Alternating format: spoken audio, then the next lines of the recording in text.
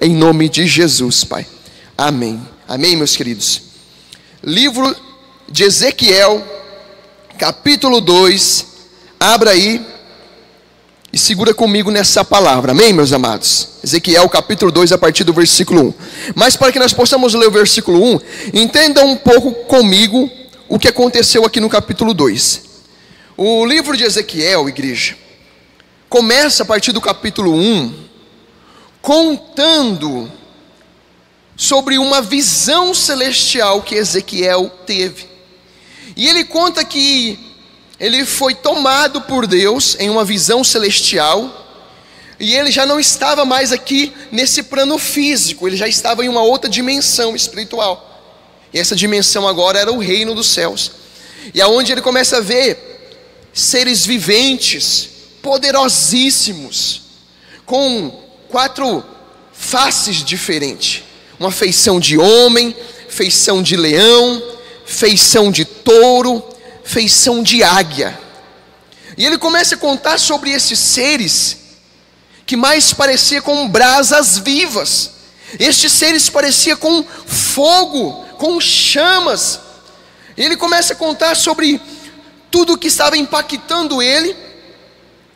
E ele fala sobre rodas também, rodas que seguiam esses seres viventes. Conforme os seres andavam, essas rodas seguiam eles. Conforme eles iam para frente, para a direita ou para a esquerda, essas rodas seguiam esses seres viventes. E você vai ver no detalhe da palavra do capítulo 1, que estes seres tinham 4 rostos, semelhante às faces que eu já falei: homem, leão, touro e águia. Cada rosto virado para um lado, permitindo aos seres viventes que não precisavam mudar a direção do corpo, porque cada face seguia retamente para a direita, para a esquerda, para a frente ou para trás. Então você já parou para imaginar que ele estava tendo uma visão surreal, totalmente espiritual, que foge a qualquer lógica humana, algo sobrenatural. E não parou por aí. Diz que esses seres subiam, esses seres desciam, e à medida que eles subiam e desciam, essas rodas os acompanhavam, porque o mesmo Espírito que habitava nos seres também estava conduzindo as rodas, e havia olhos nas rodas por todos os lados. E é uma visão espantosa, difícil de achar uma interpretação para essa visão. E essa visão muito se assemelha à visão que João teve na ilha de Patmos, lá no capítulo 4 e no capítulo 5. A Bíblia fala que João também teve visão celestial. Ele foi tomado, ele foi arrebatado no Espírito, e quando ele se viu, já estava no céu, e tendo lá aquela visão sobre o trono, sobre o arco-íris em volta do trono, e seres também, de 6 asas, com 2 asas tampava-se o rosto, com 2 tampava-se os pés, e voava com 2. Então é uma coisa estupenda, uma coisa assim surreal, uma coisa maravilhosa, sobrenatural. Essa era a visão que Ezequiel também estava tendo agora, que se assemelha muito à visão de João, lá no livro de Apocalipse. E aí, Ezequiel conta também que sobre a cabeça desses seres viventes havia uma face espelhada, como de cristal, como um firmamento, como se fosse um andar acima dos seres viventes. E nesse andar acima, ele teve uma visão, mais uma vez, do trono, de um ser maravilhoso assentado no trono, parecendo-se ao jaspe, por aí vai. Mas acontece que diante de tudo que ele estava vendo nessa visão, consequentemente, nós temos o capítulo 2, é onde nós vamos ler agora, onde eu pedi para você abrir. Leia comigo aí, capítulo 2 de Ezequiel, versículo 1, que diz: Esta voz me disse: Filho do homem, põe-te em pé, e eu falarei contigo. Amém? Então, veja comigo aqui, a partir do versículo 1 do capítulo 2. A visão que ele teve foi tão sobrenatural que criou nele uma total desestrutura física. Uma desestrutura física tão grande, uma desestrutura emocional tão grande, que ele não aguentou se ficar em pé. Ele se prostrou, ele caiu, ele não teve forças diante da visão de permanecer de pé. Ele não estava aguentando consigo mesmo, ele não estava aguentando com as próprias pernas, e ele caiu prostrado diante da visão da glória de Deus, da glória deste momento. Ele caiu, ele se prostrou. E chega aqui o versículo 1 do capítulo 2 e diz para ele uma voz, dizendo a Ezequiel: Ezequiel, filho do homem. E o detalhe aqui é interessante dizer isso, que não chama Ezequiel, chama filho do homem, põe-te em pé, que eu falarei contigo. Por que eu falo que é um detalhe aqui, quando essa voz diz para Ezequiel: filho do homem, põe-te em pé?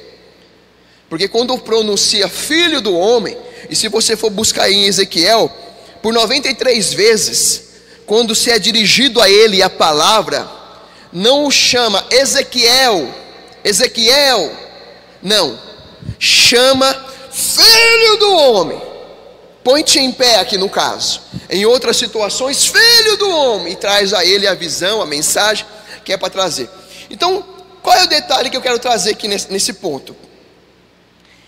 Esse detalhe está mostrando claramente a posição de Ezequiel e a posição daquele que lhe fala, da onipotência daquele que lhe fala, não dando exclusividade a ele como um profeta, como um sacerdote que merece algum tipo de mérito, reduzindo a ele ao nível de todos os homens.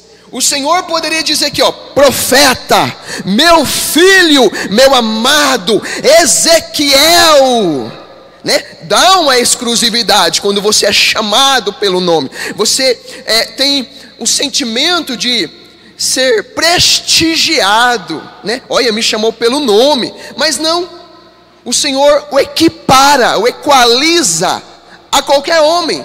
Ele diz: filho do homem, põe-te em pé. Por que a exclusividade nesse livro de Ezequiel falando sobre isso? Porque é uma passagem, é um livro que fala sobre revelações proféticas. E o Senhor não quer atingir especificamente Ezequiel, Ele quer atingir a todos os homens. Porque quando Ele fala com Ezequiel, filho do homem, Ele está falando comigo, Ele está falando com você, já nas gerações futuras. A nossa geração não tinha chegado ainda, mas desde então Deus já estava falando com a gente. Quando nós fomos ler essa palavra, filho do homem, é contigo mesmo que eu estou falando. Então, para você que está em casa, não entenda exclusivamente que foi uma palavra vinda de Deus para Ezequiel. Sim, Deus deu para Ezequiel a revelação, mas Ele está falando com você, Maria, está falando com você, João, está falando com você, homem e mulher de Deus, filho do homem. É assim que Ele está dizendo. Então o Senhor está falando conosco. E o que o Senhor veio falar com ele? Ele estava prostrado, caído, de joelho, vencido. Ele não tinha forças em si para estar de pé. Ele estava vencido pela situação, pela glória daquilo que ele viu. E o Senhor vem falar com ele: fica em pé, fica de pé. Ou seja, eu não te quero prostrado, eu não te quero caído, eu não te quero. Deus está falando para você nessa manhã: fica de pé. Eu não te quero prostrado, eu não te quero caído, fica de pé. Como se não bastasse, porque ele não estava aguentando consigo mesmo. Aí a Bíblia vai dizer que no versículo 2: então entrou em mim o Espírito quando falava comigo. E veja que o Espírito aqui com o E maiúscula. O Espírito do Senhor entrou nele. À medida que falava com ele, entrou nele essa unção, entrou nele esse poder, e me pôs de pé. o colocou de pé. Aí então eu conseguia ouvir o que me falava. Veja que depois que ele ficou de pé, ele conseguiu então começar a ouvir. Ele começou a processar o que lhe era falado. Está entendendo, meus irmãos? E o que foi falado a ele? Foi dado a ele uma instrução, que ele ia ser enviado a uma casa rebelde. Ele tinha que orientar essa casa rebelde. Ele tinha que falar com este povo rebelde. Quer ouça, quer deixem de ouvir. É para falar. Quer ouçam, quer deixem de ouvir. É para falar. Lá no versículo 4 diz assim, ó: os filhos são de duro semblante e obstinados de coração, e eu te envio a eles, e lhes dirá: assim diz o Senhor Deus. Amém, meus amados? Então veja só, fica de pé porque eu quero falar com você. Eu vou estar te enviando para um povo de dura cerviz, de coração obstinado, um povo com uma perspectiva de vida, com metas, com filosofias de vida que não se reduz a um outro conceito. Eles são obstinados, eles não voltam atrás. E é para este povo que eu estou te enviando. Quer eles ouçam, quer eles não ouçam, mas eu vou te mandar para lá. É para lá que eu vou te mandar. Amém, meus amados? E o Senhor tem revelações aqui para nos falar com esse texto, com essa orientação. O que o Senhor tem para falar com você? Ele falou comigo a respeito deste assunto. Veja que ele se prostrou diante da situação, vendo a glória de Deus, vendo o sobrenatural de Deus. Foi isso que fez ele prostrar-se, não aguentasse. O poder era tão grande, a glória era tão grande, que ele foi vencido por todo esse poder e ele se prostrou, ele caiu. E nós hoje não estamos nos prostrando, nós não estamos nos prostrando, nós não estamos caindo, porque tivemos uma visão espiritual celestial, porque tivemos uma visão do sobrenatural de Deus. Nós não estamos caídos, prostrados, ajoelhados, vencidos por uma situação de ter visto o sobrenatural de Deus. Não! Nós estamos em muitos momentos caídos e prostrados diante das adversidades que nos assolam.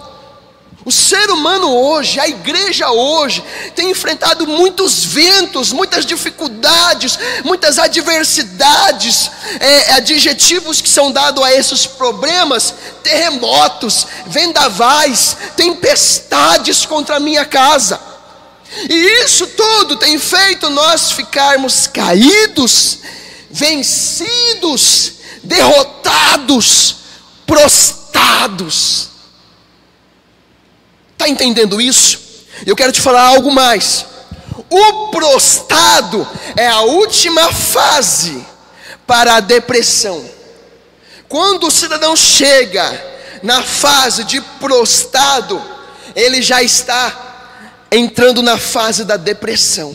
Ele já está vivenciando os efeitos da depressão na própria pele. Ezequiel passou por uma fase dessa, foi num contexto totalmente espiritual. Esse era o contexto, totalmente espiritual. Mas às vezes o que está acontecendo com a igreja de uma forma em geral, muitas pessoas estão chegando a uma situação de prostrado tão intenso, que ele já está vivenciando já os efeitos da depressão. E agora essa pessoa está caída, está esmurecida, está aterrorizada, está vencida, desanimada, já não tem mais força, já não tem mais vigor. Só que o Senhor, o Pai eterno, o Pai das luzes, o Criador, o Todo-Poderoso, assim como eu e você não suporta, não aguentamos, não admitimos ver um filho nosso, Um filho nosso, eu tenho um filho de 10 anos, eu não aguento, eu não suporto, eu não consigo imaginar ver o meu filho caído, ver o meu filho prostrado. E olha que eu sou um ser humano, sujeito a falhas. Automaticamente, diante de uma situação dessa, eu vou me mobilizar, eu vou me comover com a situação, eu vou caçar jeito de levantar o meu filho. Agora, eu sou melhor do que Deus? Eu sou melhor do que o Pai eterno? O Pai eterno, o Criador, o Todo-Poderoso, o Santo de Israel, quando vê um filho dele prostrado, ele não vai admitir, ele não vai aceitar, ele vai querer que o seu filho se posicione, que o seu filho permaneça de pé, porque de pé é sinônimo de que quem está preparado para a batalha fica na posição, se prepara para a peleja, se prepara para marchar. Deus não admite o filho prostrado. E veja que agora o seu filho Ezequiel, ele está prostrado diante de uma visão espiritual, e mesmo assim o Senhor o coloca de pé, toca ele, derrama sobre ele, o invade com o Espírito Santo e o coloca de pé, para que ele possa receber a missão e para cumpri-la e executá-la. Está entendendo? Agora você imagina o Senhor olhando para a terra e vendo os seus filhos prostrados diante da situação, diante da peleja que assola todo mundo. Todo mundo. O Senhor, ele vai vir com essa palavra para mim, ele vai vir com essa palavra para você, para sua casa, para o seu lar. Põe-te em pé, hasteia essa bandeira aí, levanta essa bandeira aí em nome de Jesus e sai para marchar em nome do Senhor Jesus Cristo. Porque, igreja, vamos ser sinceros, quantas são as situações que nos assolam? Que assolam a mim, que assolam a você, sua família, o seu lar, parente, amigos, pessoas de bem. Quantas são as situações? São muitas, são variadas, em vários departamentos. Situações com filhos, com crianças, com adolescentes, filhos marmanjos, barbudos e já casados.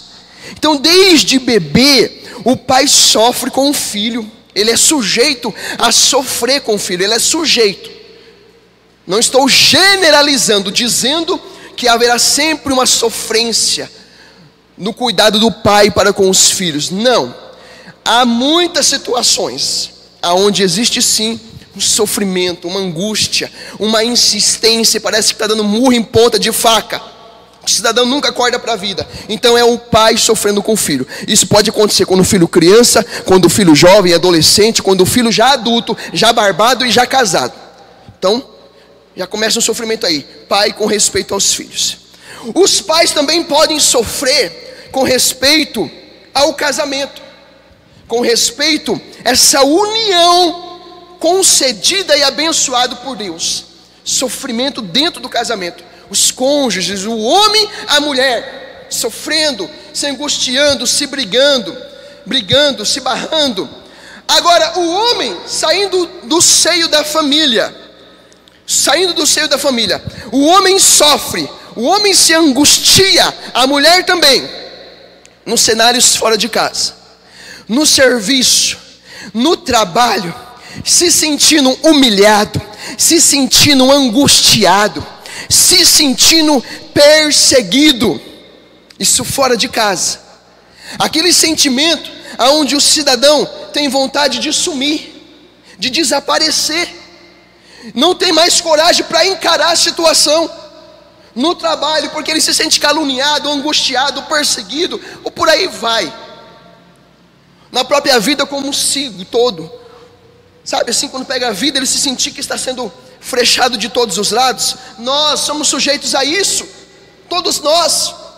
Salmista, ele diz o seguinte, que os meus inimigos são tão mais numerosos do que os fios de cabelo da minha cabeça. O salmista diz isso.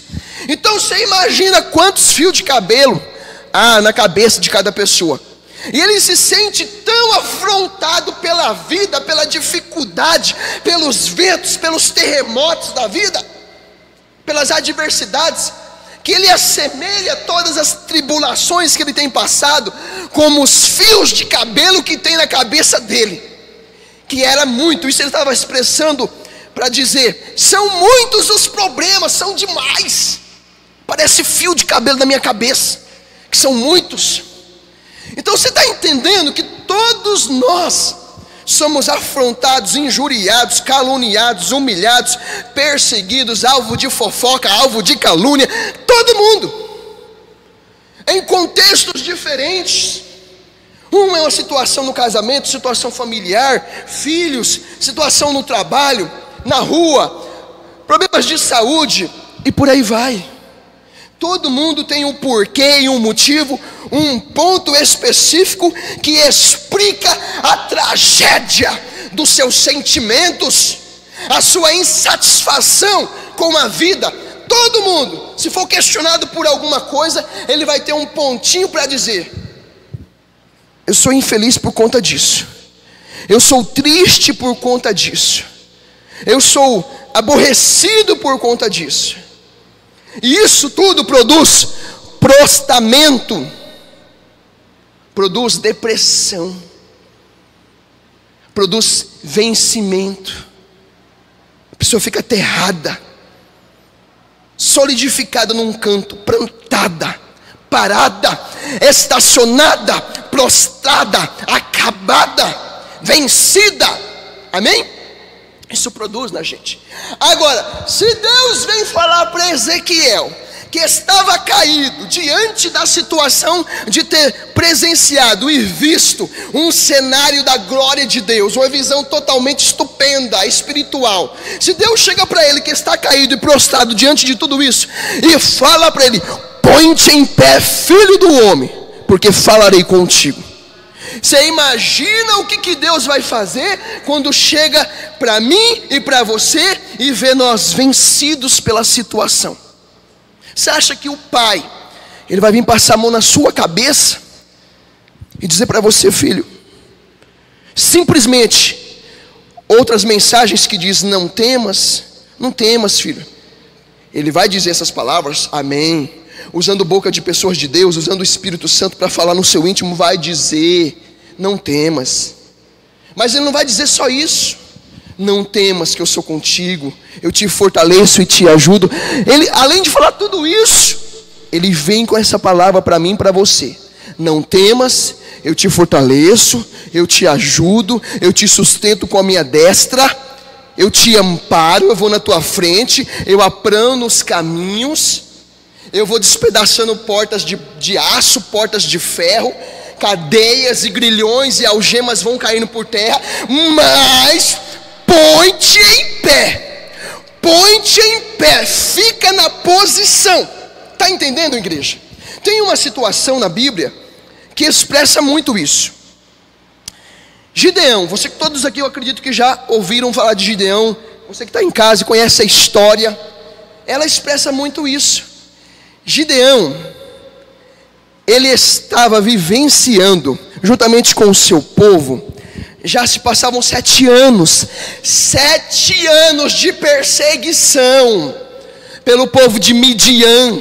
7 anos eles plantando, eles cuidando da criação, e quando estava viçoso, na hora do abatimento, na hora de desfrutar, 7 anos, vinha os amalequitas, os midianitas, e saqueavam tudo, levava a criação que estava lá viçosa, pronto para a colheita, pronto para o abatimento, pronto para o churrasco.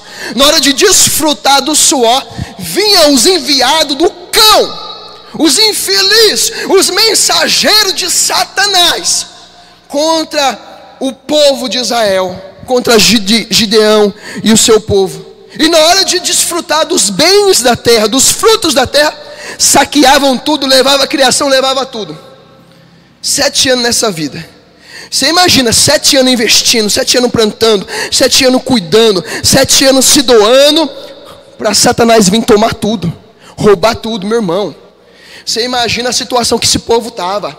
Eles estavam nessa situação de prostrados, vencidos, acabados. A situação estava tão feia que quando o anjo aparece para Gideão, a Bíblia fala, que a Bíblia mostra o cenário onde que Gideão estava.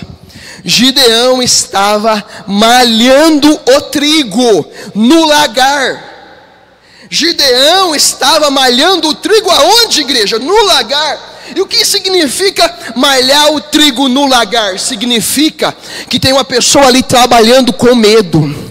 Tem uma pessoa trabalhando desmotivada, desesperançosa. Está trabalhando, mas está prostrado. Está trabalhando, mas está com medo. Está desesperado, está angustiado. Ele estava numa situação lastimável, emocionalmente falando. Por quê? Porque ele estava malhando o trigo no lagar. Lagar não é lugar de malhar trigo. Lagar é lugar de pisar nas uvas e de fazer o vinho, de fazer o suco da uva. Lagar era um lugar feito, moldado em pedras, em rochas, como se fosse um tanque. É onde você colocava a uva, dava ali a capacidade de você poder pisar a uva e preservar o suco da uva, extrair o suco da uva sem perder o vinho, sem perder o suco. Então era um lugar feito especificamente para malhar a uva, para pisar a uva. É o lagar, porque você pisava e a essência da uva ficava retida no ambiente, no local. E às vezes acontecia deles encontrar lugares específicos, rochas, pirambeiras, mais para baixo, aonde eles pegavam um lugar úmido, favorável, para malhar, para quebrar as pedras, preparar o lugar, para poder então fazer um bom lagar, uma coisa maravilhosa. Agora, esse era o lugar de malhar, de pisar uvas. Lugar mais baixo, mais escuso, mais escondido, mais reservado. Esse era o lugar de cuidar das uvas no lagar. Um lugar mais reservado. Agora, o que ele estava fazendo? Ele estava pisando em uvas? Não. Ele estava malhando o trigo. E lugar de malhar o trigo é na eira. É lugar aberto. É lugar onde o vento corre. Porque conforme você vai malhando o trigo, vai batendo no trigo, vai malhando ele para quebrar as cascas do trigo, o vento vai passando e vai levando as palhas. Essa é a tendência de se trabalhar com trigo, na eira, no lugar aberto. Então ele estava tão lastimavelmente aterrorizado, vencido, deprimido, abatido, prostrado, que ele deixa de trabalhar na eira, de malhar o trigo na eira, e ele desce para o lagar, para malhar o trigo escondidinho, disfarçadamente, com medo, aterrorizado pela ameaça do inimigo. Ou seja, ele estava lá prostrado, defendendo o pão, estava defendendo um pão, que lindo, estava trabalhando, defendendo um pão de cada dia, mas estava prostrado. É nessa hora, é nesse cenário, que o anjo do Senhor, como sendo o próprio Deus, aparece e fala para ele assim, ó: o Senhor é contigo, homem valente. E aí quando ele vê aquela visão, quando ele tem ele presencia aquela cena do anjo, a ficha cai. A princípio ele pensa que é um homem, mas depois ele vê que a ficha caiu, porque é como sendo o próprio Deus falando com ele. Então a ficha cai, e ele responde: o Senhor é comigo. Porque ele disse: o Senhor é comigo, num ar de ceticismo, de descrença. Porque quando o anjo fala para ele: o Senhor é contigo, soou como uma ironia. O Senhor é contigo, mas como assim? Como o Senhor é comigo? Olha a vida que nós estamos levando. 7 anos desse jeito. Era para eu estar malhando o trigo lá na eira, não dentro de um lagar. Então quando o anjo fala: o Senhor é contigo, para ele soou como se fosse uma ironia, tirando uma onda. Mas na verdade é que quando o anjo fala: o Senhor é contigo, na perspectiva do que Deus ia fazer futuramente. Então não tinha ironia nenhuma da parte do anjo, mas para ele soou como uma ironia. E ele responde com ceticismo, com descrença. o Senhor é comigo, então do que vale todas as suas maravilhas que nossos pais têm nos contado? Ou seja, então cadê esse Deus poderoso? Cadê esse Deus maravilhoso? Ele expressou a sua indignação, a sua ira contra toda a situação que eles estavam passando. Mas um detalhe é que eles nunca tinham se oposto contra a situação. Depois de 7 anos sendo humilhados, perseguidos, maltratados, é que eles começaram a clamar, é que eles começaram a se humilhar para Deus. Depois dos inimigos ter feito eles de gato e sapato, tapete, pisado, humilhado um monte, aí que eles começaram a clamar a Deus, a invocar o Deus dos exércitos, depois que já estavam gemendo. A mesma coisa aconteceu lá no Egito. O povo escravizado por Faraó, já mais de 400 anos na escravidão, meu irmão. Gerações após gerações, depois de Jacó, de José e por aí vai, alcançaram até o tempo de Moisés. Passou-se muito tempo. Depois de muito tempo que o povo começou a gemer, porque o chicote de Faraó começou a roxar mais. Aí o povo começou a gemer de tanta opressão. O povo já estava prostrado, aterrado, acabado, vencidos. Foi então que o povo começou a clamar a Deus. E Deus agora levanta o libertador Moisés. Está entendendo? O problema nosso é esse, gente. Que nós esperamos chegar na fase de prostamento. Nós chegamos na fase de se prostrar, de estar totalmente vencidos pela situação, para então regaçar as mangas da camisa e começar a fazer alguma coisa, clamar, adorar, bendizer, invocar, usar a autoridade que há no nome de Jesus. Mas o Senhor não quer que você passe por isso, que você enfrente isso, que eu enfrente isso, porque a Bíblia diz também que não é do agrado do Senhor, não é do feitio, do prazer de Deus, que nenhum dos seus filhos pereça. Ele não quer isso para os seus filhos, porque tal como eu amo meu filho, ao ponto de me doar por ele, e dar minha vida pelo meu filho, muito mais o Senhor já provou isso, dando para um povo rebelde o seu filho, como um cordeiro mudo lá na cruz. Que prova maior é que você vai querer de amor, igreja? Ou eu vou querer esperar de Deus de amor? Então ele já mostrou que nos ama, já mostrou que nos quer bem. Agora o que ele quer é que você se posicione.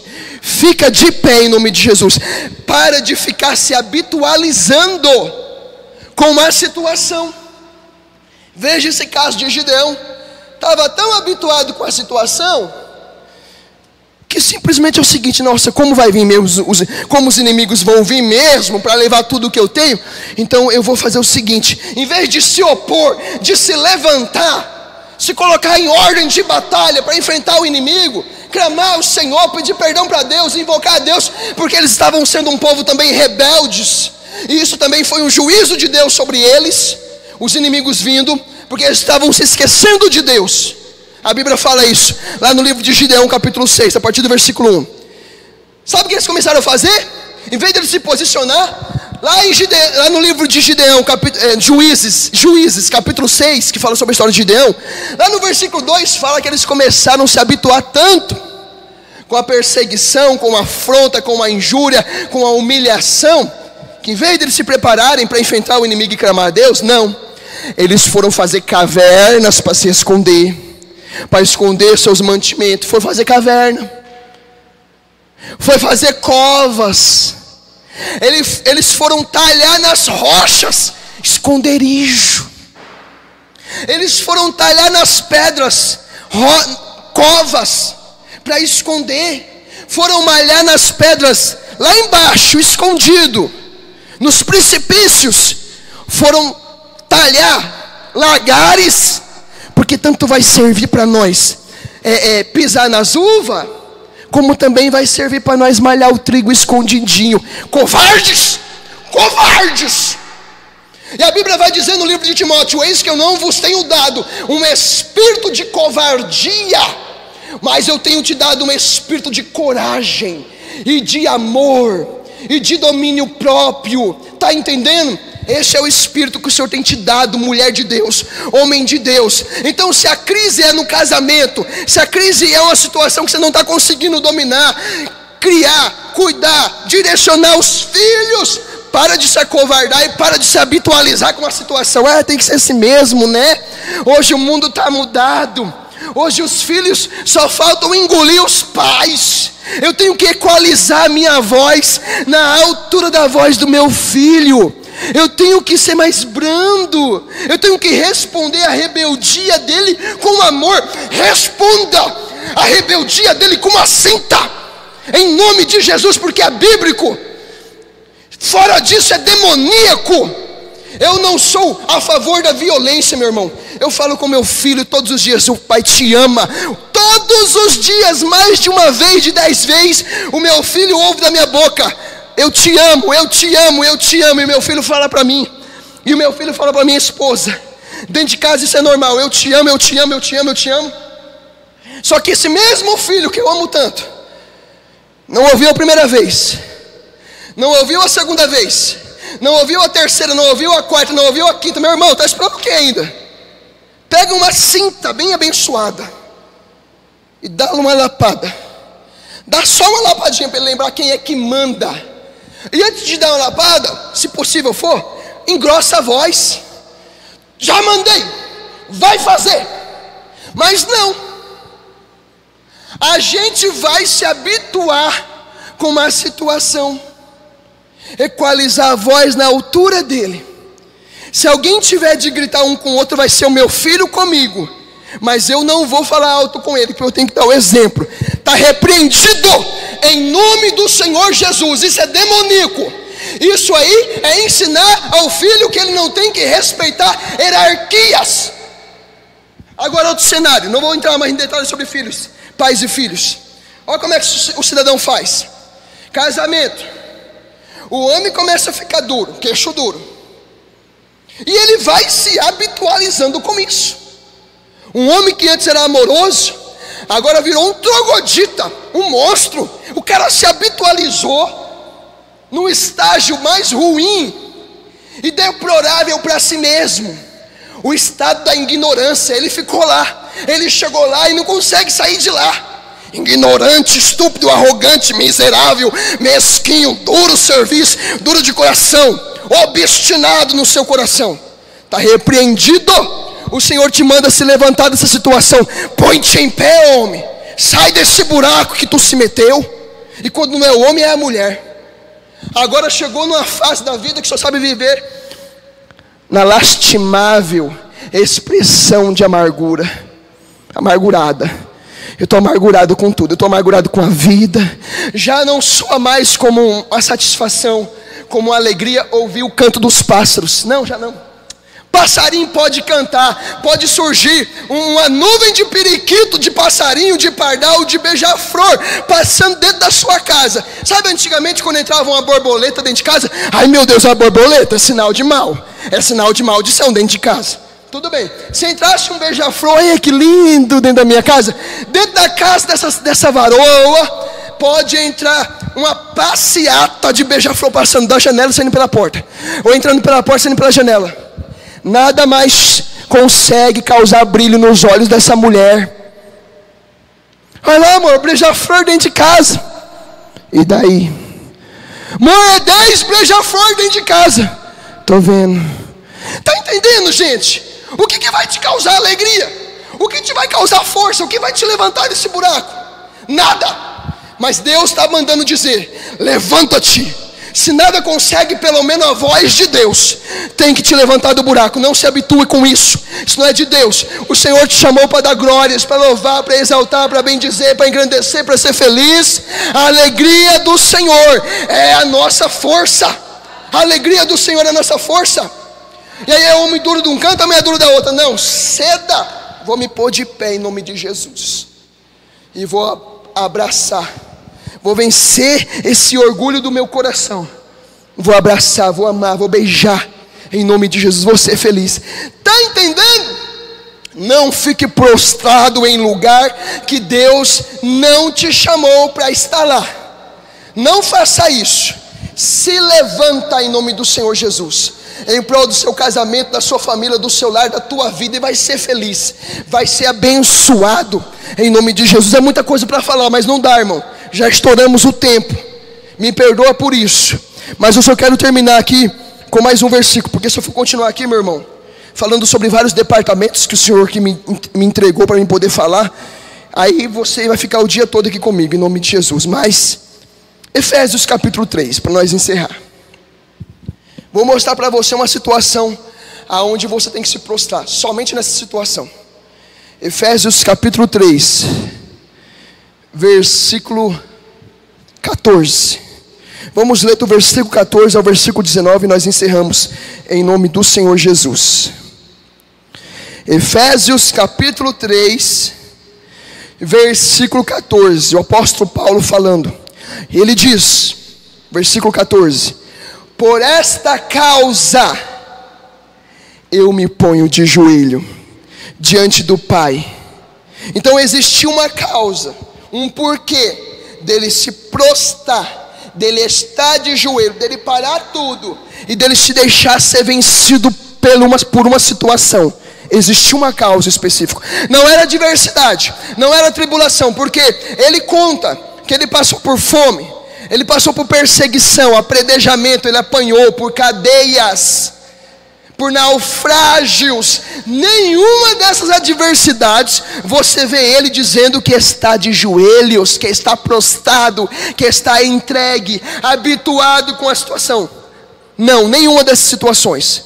Há uma situação específica pela qual o apóstolo se colocava de joelho, e aqui está ela: por esta causa eu me ponho de joelho diante do Pai, de quem tomo o nome toda a família, tanto no céu como sobre a terra, para que segundo a riqueza da sua glória vos conceda que sejais fortalecidos com poder, mediante o seu Espírito no homem interior, robustecidos de poder no homem interior, e assim habite Cristo nos vossos corações, pela fé, estando vós arraigados e alicerçados no amor, a fim de poderes compreender com todos os santos qual é a largura, o comprimento e a altura e a profundidade, e conhecer o amor de Cristo, que excede todo o entendimento, para que sejais tomados de toda a plenitude de Deus. Então, o que ele está dizendo? Se tem um motivo para você se prostrar, para você se ajoelhar, é para adorar a Deus, é para ser revestir de Deus, revestir-se do amor, da intensidade, da unção do Espírito Santo, e para com essa graça, com essa unção, com esse poder, estender as mãos, se colocar de joelho pela família, pelo corpo de Cristo, pelo povo de Deus. Esse é o único porquê e o motivo de eu e de você, filhos do homem, como Deus chamou Ezequiel, para que nós possamos nos prostrar. Fora disso, se estivermos prostrados, o Senhor não vai gostar. Ele vai exigir que nos coloquemos de pé. Quando Elias estava na caverna, rapidinho, o Senhor deu um jeito de tirar ele de lá. Gideão, 7 anos já prostrado, habituado com a situação, Deus arranca ele de lá, levanta, vai lutar. Ah, foi 32 mil homens. Não, 32 mil homens é muita gente. No final das contas vocês vão ganhar e vão achar que a glória foi de vocês. Vai lutar, e vocês vão com 300 homens lutar. Venceu um inimigo espantoso em números. Está entendendo? Deus mandou lutar, vai batalhar. Mas Senhor, ir com 300 pessoas é uma dificuldade muito grande. Vai batalhar, porque eu que estou mandando você ir. E eu garanto a sua vitória em nome de Jesus. O Senhor está mandando ficar de pé, e Ele garante a sua vitória em nome de Jesus. Amém, igreja? Vamos.